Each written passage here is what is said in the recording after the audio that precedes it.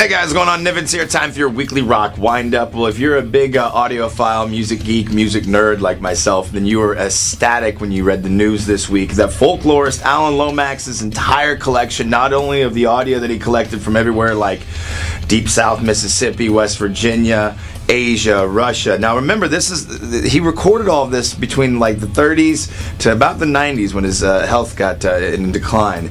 And this is some amazing pieces, musically wise, captured in times, and also photographs, and some old radio shows as well. So if you get a chance, just Google search Alan Lomax Global Jukebox, look for the archive, and just spend hours, perusing over that music and the sounds and the sights from, the 30s to 90s. Well, if you recall in a previous Weekly Rock wind-up, Mick Thompson from Slipknot and his brother had a little bit of the hooch and ended up getting in a fight about 4 in the morning, of which the cops were called, and they found Mick with a knife in his head. Now, Mick's all right. He survived. It was just a flesh wound, but he did get a disorderly conduct charge. That's all I got. Well, as I told you also in a previous Weekly Rock wind-up, Van Halen looking to kick out a live from Tokyo album. They're also going to go out on the road and perform that live. They'll be in Kansas City July 22nd at Cricket Wireless Amphitheater. I have never seen Van Halen, and I'm probably going to go. I'm thinking 22nd? I'll be gone. I'll be out of town on vacation. My birthday's 4 days before it, so looks like I'm missing Van Halen again. Wah, wah, wah. But I'll be in New York City. Well, speaking of bands being on the road, I'm sure you heard about Scott Weiland's recent mishap in Boston over the weekend. He was, I guess, the promoters or his manager, whoever, lined up a meet and greet after Scott Weiland and the Wildabouts got done performing in concert. And clearly Weiland did not want to be there, as he was making all sorts of rude comments. Like at some point it said something about many of the fans were not happy, especially because they forked over like $150. He has since issued a public apology. I guess for Weiland, it's just kind of par for the course, man. Speaking of frontmen that sometimes have gotten a little screwy, if you remember, Scott Stapp was going through a wicked downward spiral. He was forced into rehab. From what Mark Tremonti said in a recent interview, he thinks he completed the 90-day stint in rehab, and hopefully he will stay sober. Tremonti looking to kick out his sophomore album as well, which, speaking about Van Halen, got Wolfgang again on bass.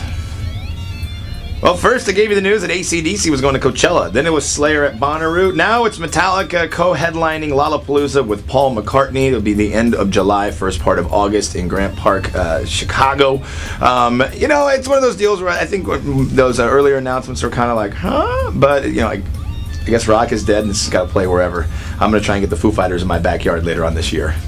Come on, Dave. You're a good guy.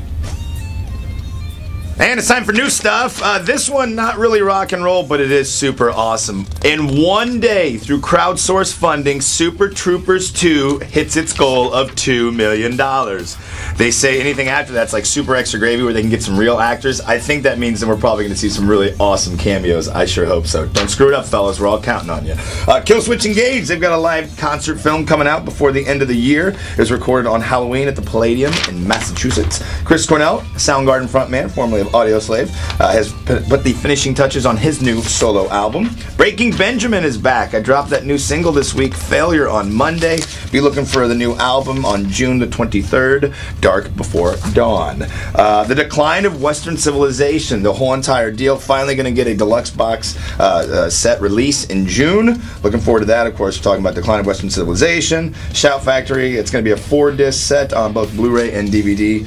What else? You got the Decline of Western Civilization 2, The Metal Years, 3, Part 3. It's also going to have a 40-page book, so be on the lookout for that. That'll be fun. I'm looking forward to reading it, watching it, partying with it. Art of Rush. Bob, this is for you. A 272-page coffee table book about the acclaimed band Rush.